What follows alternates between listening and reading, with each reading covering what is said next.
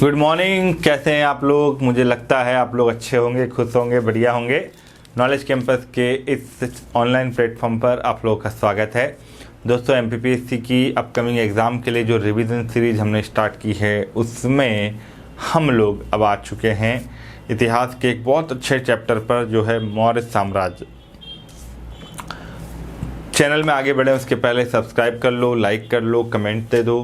किसी को कोई समस्या हो, किसी को कोई प्रॉब्लम हो तो आप मुझसे शेयर कर सकते हैं। इंस्टाग्राम, फेसबुक या टेलीग्राम पर भी हमें ज्वाइन कर सकते हैं। दोस्तों चलिए शुरू करते हैं। मौर्य साम्राज्य। जब भारत में महाजनपद काल की समापन हुआ तो महाजनपद काल के दौरान लगभग 300 साल तक 16 महाजनपदों का अस्तित्व रहा, जो आपस में लड़ते रहे, बिगड़ते रहे, कोई बड़ा साम्राज्य बनता चला गया। और इसी में सबसे पहले मगध साम्राज्य का उदित हुआ। और मगध साम्राज्य इन 16 महाजनपदों में सबको अपने टेक ओवर करके एक बड़े एम्पायर में खुद को कन्वर्ट कर लेता है। और जब धनानंद वहाँ का शासक होता है तो उस धनानंद को मारकर चंद्रगुप्त मौर्य मगध में एक नए वंश की नींव रख देता है, जो कहलाता है मौर्य वंश, यानी मौर्यन डायनास्टी। जब हम मौर्य वंश की बात करते हैं तो यहाँ पर 2-3 बातें हैं जो एग्जामिनेशन के लिए बहुत इंपॉर्टेंट है। वैसे तो मौर्य साम्राज्य सबने पढ़ रखा है। इस मौर्य साम्राज्य का संस्थापक जो था वो चंद्रगुप्त मौर्य था, मगर उसने कौटिल्य की सहायता से, यानी विष्णुगुप्त की सहायता से इस वंश की नींव रखी थी। किसने? चंद्रगुप्त ने। ठीक। अब चंद्रगुप्त मौर्य वंश को जो स्थापित करता है धनानंद को मार करके, तब उसके जीवन में थोड़ा सा संघर्ष ये रहता है कि उसे कुछ राज्यों के साथ भी युद्ध करना पड़ा अपने राज्य के अस्तित्व को बचाए रखने के लिए। उसमें से एक युद्ध बहुत पॉपुलर हुआ था, वो था 305 बीसी का। कौन सा? सेल्यूकस निकेटर से युद्ध। सेल्यूकस निकेटर ये कौन था? तो जब सिकंदर भारत में आया था ना धनानंद के समय पर, तो वो व्यास नदी से वापस चला गया। तो उसका एक कमांडर था, वो चंद्रगुप्त मौर्य के राजा बनने के बाद भारत पर फिर से आता है। यानी ये यूनानी था, ये यूनानी आक्रमण कहलाता है। जब चंद्रगुप्त मौर्य के समय पर वो वापस आया तो चंद्रगुप्त मौर्य नीचे से मगध से अपनी सेना लेकर गया पंजाब के मैदान में, और वहाँ सेल्यूकस निकेटर यानी यूनानी और भारतीय राजा चंद्रगुप्त मौर्य के बीच में एक बहुत भयंकर युद्ध हुआ। कई दिनों तक वो युद्ध चलता रहा, मगर बाद में जब चंद्रगुप्त मौर्य जीत गया तो सेल्यूकस निकेटर को एक संधि करनी पड़ी, और उस संधि के तहत ही चंद्रगुप्त मौर्य को 4 बड़े प्रांत प्राप्त हुए थे। तो एक बड़ा युद्ध जो सेल्यूकस का हुआ। अब क्वेश्चन आ जाता है कि सेल्यूकस निकेटर का आक्रमण किस राजा के समय हुआ था? चंद्रगुप्त मौर्य। चंद्रगुप्त मौर्य जो था वो जैन धर्म का अनुयायी था और भद्रबाहु का समर्थक था, और भद्रबाहु के साथ ही वो कहाँ गया था? श्रवणबेलगोला, और वहीं पर उसने भी संलेखना के माध्यम से प्राण त्यागे थे। जैन धर्म का अनुयायी होने के नाते उसने संलेखना से प्राण त्यागे थे। और जहाँ तक मेरी समझ है, मुझे जो ज्ञान प्राप्त है, संलेखना से मरने वाला और कोई शासक भारतीय इतिहास में नहीं है। राष्ट्रीय इतिहास की मैं बात करता हूँ। चंद्रगुप्त मौर्य की मृत्यु 297 में होती है बीसी में, कर्नाटक के श्रवणबेलगोला में। ठीक है। अब एक छोटा सा नोट है कि जस्टिन जो था उसने चंद्रगुप्त मौर्य की सेना को डाकुओं की सेना कहा था। किसने कहा था? जस्टिन ने। चंद्रगुप्त मौर्य मर गया। चंद्रगुप्त मौर्य एक अच्छा शासक था। उसने अपना साम्राज्य अपने बेटे, अपने उत्तराधिकारी बिंदुसार के नाम कर दिया। बिंदुसार एक ऐसा शासक है जिसके बारे में ज़्यादा जानकारी का सोर्स नहीं है। उसने क्या किया, कौन सा राज्य बनाया, इन तमाम तरह की चीज़ों को, मगर इससे अमित्रोकैडिस यूनानी लेखकों ने कहा है। ठीक है। अमित्र घात एक क्वेश्चन आया अभी 3 मार्कर में ना, उससे इन नामों का मैं इसलिए उल्लेख करता हूँ बार बार, ये 3 मार्कर में प्रश्न बन सकते हैं। तो अमित्रोकैडिस बिंदुसार को यूनानी लेखकों ने कहा है। अच्छा, एक चीज़ यहाँ पर चंद्रगुप्त मौर्य के समय की है, हालांकि वो मैं अभी आगे पढ़ाऊँगा, कि चंद्रगुप्त मौर्य के समय पर एक यात्री भारत में आता है जिसका नाम होता है मेगास्थनीज। ठीक है। और मेगास्थनीज ने किताब लिखी थी जिस किताब को हम कहते हैं इंडिका बच्चा। क्या कहते हैं? इंडिका। तो याद रखना, जब सेल्यूकस हार गया ना तो उसने संधि की, और संधि के तहत उसका एक एम्बेसडर चंद्रगुप्त मौर्य के दरबार में आया था, मेगास्थनीज। ठीक, धनानंद जो था उसको मारकर चंद्रगुप्त सत्ता में आया। चंद्रगुप्त की मृत्यु के बाद बिंदुसार सत्ता में आया। बिंदुसार को अमित्रोकैडिस कहते हैं यूनानी लेखकों में, सिंहसेन इसको कहा है जैन ग्रंथों में। क्या कहा है? सिंहसेन। तक्षशिला में जब विद्रोह हुआ, तक्षशिला एक मौर्य साम्राज्य का प्रांत था, तो वहाँ पर 2 दफ़ा विद्रोह हुआ। तो 2 दफ़ा जब विद्रोह हुआ तो दबाने के लिए उसने अपने 2 बेटों को भेजा अलग अलग। पहली बार जब विद्रोह हुआ तो यहाँ से उज्जैन से अशोक को भेजा। दिव्यावदान एक ग्रंथ है बौद्ध धर्म का। दिव्यावदान वो कहता है कि अशोक अवंती का गवर्नर था हमारे मध्य प्रदेश की भूमि पर, और उसे भेजा गया तक्षशिला में विद्रोह को दबाने के लिए। उसने बहुत निर्दयता के साथ उस विद्रोह का दमन किया, उस विरोध को समाप्त किया। स्ट्रैबो ये कहता है कि सीरिया का राजा था एंटियोकस। एंटियोकस ने इसके दरबार में अपना एक राजदूत भेजा जिसका नाम था डाइमेकस। एंटियोकस का राजदूत डाइमेकस, ठीक है, उसका आगमन हुआ। और प्लिनी ये कहता है, प्लिनी एक बंदा है जो पोस्ट मॉडर्न पीरियड में भारत आता, वो कहता है कि मिस्र के राजा टॉलमी सेकेंड फिलाडेल्फस के राजदूत डायनोसिस का आगमन भी इसके समय पर हुआ था। सीरिया के शासक जो आया था ना एंटियोकस, तो डाइमेकस को उसने कहा, बिंदुसार ने कहा कि भाई मुझे 3 चीज़ें आप वहाँ से भिजवाइए, आपके राजा से कहिए कि मुझे 3 चीज़ें भेजे। पहली मीठी मदिरा, दूसरा सूखा अंजीर, और तीसरा है फॉलोअर यानी कि दार्शनिक। तो वहाँ का जो राजा था ना एंटियोकस, वो भी बड़ा समझदार था। उसने कहा ठीक है भाई साहब, मीठी मदिरा और सूखे अंजीर उसने भेज दिया, मगर उसने फिलोसोफर भेजने से मना कर दिया। फिलोसोफर भेजने से क्यों मना कर दिया? क्योंकि वो कहता है कि हमारे यहाँ फिलोसोफर, दार्शनिक व्यक्ति वो खरीदने, बेचने, गिफ्ट देने की वस्तु नहीं होते, इसलिए हम इसको नहीं भेजेंगे।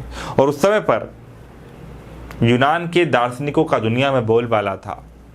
सुकरात, अरस्तु, प्लेटो जैसे महान व्यक्ति हुए वहाँ पर, तो इन्होंने इसको भेजने से मना कर दिया। तो ये कुछ फैक्ट हैं जो बिंदुसार के समय पर याद रखना है। अगला शासक आता है द ग्रेट अशोका। अशोक महान।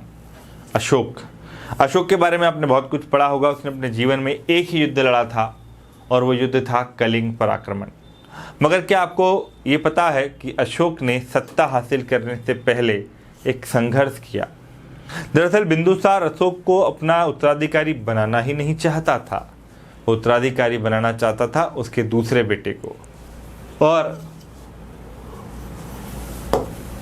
हुआ ये कि जब बिंदुसार की स्थिति बिगड़ी तो अशोक खुद गया पाटलिपुत्र, और कहते हैं कि उसने जबरदस्ती सिंहासन हासिल किया। उसका ये 273 में उसने बिंदुसार से सत्ता हथियाई, मगर उसका राज्याभिषेक हुआ 269 में, यानी 4 साल लगे उसके राज्याभिषेक को।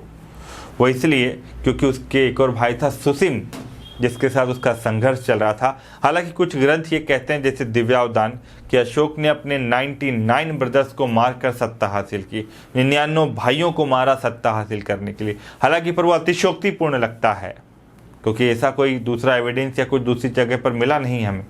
मगर हाँ, ये जरूर है कि 4 साल तक संघर्ष चला सुसीम और अशोक के बीच में। 269 BC में फाइनली अशोक का राज्याभिषेक हुआ। अशोक इतिहास में एक महान शासक इसलिए भी है क्योंकि उसे प्रशासन की बहुत गहरी समझ थी। जब वो राजा नहीं बना था उसके पहले वो अवंती का गवर्नर था, और यहीं पर रहते हुए उसने विदिशा की एक लड़की से विवाह किया। महेंद्र और संघमित्रा उसके बच्चे थे। सांची का स्तूप उसने निर्माण करवाया था हमारे मध्य प्रदेश में। तो अशोक की मदर का नाम था सुभद्रांगी। ठीक है, पुराणों में अशोक को अशोक वर्धन कहा गया था।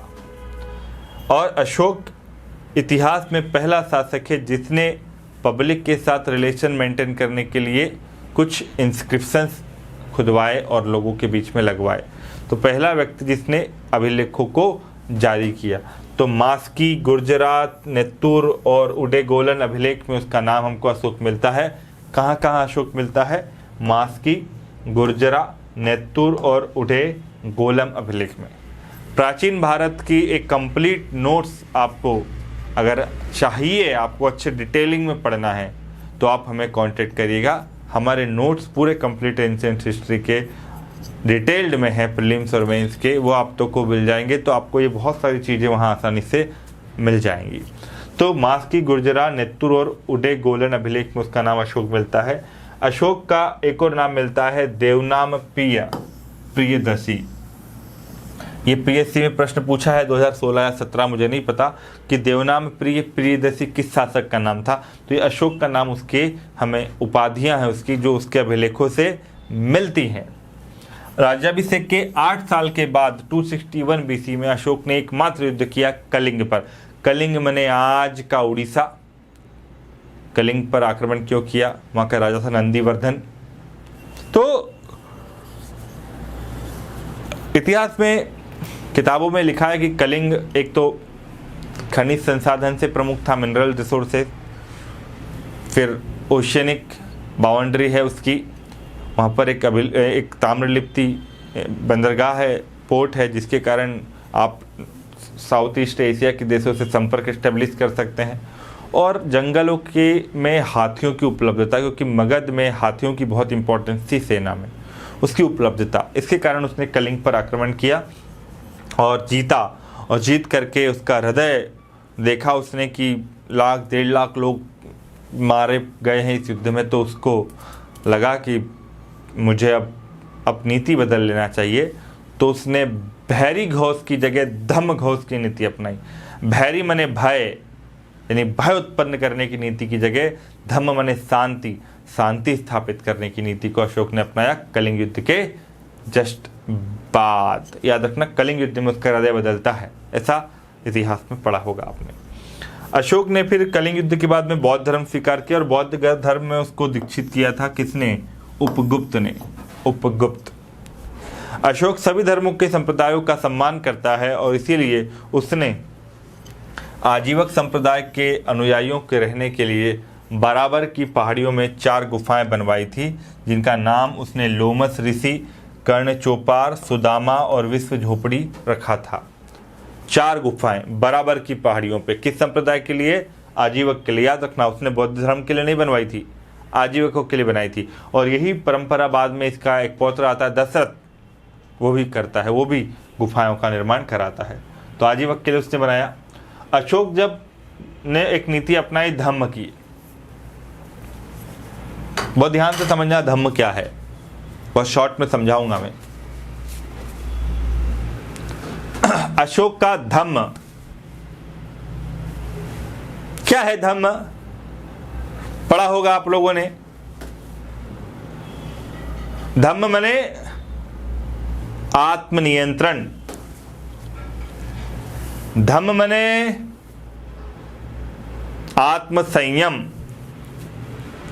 धम्म माने दूसरों का आदर, धम्म माने शांति की नीति, धम्म का मतलब है रिश्तों का सम्मान, धम्म का मतलब है अहिंसा का पालन, धम्म का मतलब है परोपकार, धम्म का मतलब है साधुता, साधु होना, हृदय सबके लिए धड़कता हो। धम्म का मतलब है आडंबर रहित जीवन। अशोक कहता है अपने अभिलेख में कि धम्म में उन चीजों में खर्च नहीं करना है जो अनावश्यक है। लोग ब्याह में, यज्ञों में अनाप शनाप खर्च करते हैं, वो इसका विरोध करता है अशोक धम्म के तहत। धम्म दरअसल एक मोरल कोड ऑफ कंडक्ट था। धम्म एक सामाजिक नैतिक आचार संहिता थी, जिसका पालन कराने के लिए अशोक ने, समाज में बदलाव लाने के लिए अशोक ने, रिश्तों को आपस में जोड़े रखने के लिए अशोक ने, धर्मों में आपसी भेदभाव दूर करने के लिए अशोक ने धम्म का नीति का पालन कराया।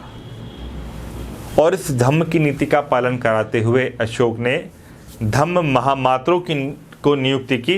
ये धम्म महामात्र वो कहलाते थे जो धम्म को लोगों तक फैलाते थे, लोगों तक पहुंचाना। और इसी धम्म महामात्रों की नियुक्ति करते समय अशोक ने विदेशों में कई सारे प्रचारक भेजे। जैसे उसने सोन और उत्तरा को बर्मा भेजा, जिसको सुवर्ण भूमि कहते हैं। महेंद्र और संगमित्रा को उसने श्रीलंका भेजा। मज्झांतिक को उसने कश्मीर और गांधार भेजा। महारक्षित को उसने यवन इंडो-ग्रीक राजाओं के पास में भेजा। तो अशोक के अभिलेखों को हम 3 भाग में बांटते हैं। मैंने कहा अशोक जो पहला व्यक्ति था जिसने अभिलेखों का निर्माण करवाया, और अशोक के जो अभिलेख थे वो अभिलेखों का उल्लेख आपको हम टेलीग्राम में एक बार दे देंगे, ठीक। तो अशोक के कुछ इम्पोर्टेंट चीज़ें मैं बता दूं आपको। अशोक के शिलालेख की खोज सबसे पहले 1750 में टेफे थेलर ने की थी। रुम्मीदेई स्तंभलेख सबसे छोटा है अशोक का, ये ध्यान रखना। अशोक ने रुम्मीदेई इंस्क्रिप्शन इसलिए इम्पोर्टेंट है क्योंकि अशोक जब लुम्बिनी की यात्रा पर गया था तो उसने वहाँ पर लैंड रेवेन्यू, रिलीजियस टैक्स कम किया था। ये रुम्मीदेई स्तंभलेख ही कहता है। अशोक ने कई सारी धम्म यात्राएँ की। वो बौद्ध धर्म, गौतम बुद्ध के संबंधित पवित्र स्थलों पे जाता है।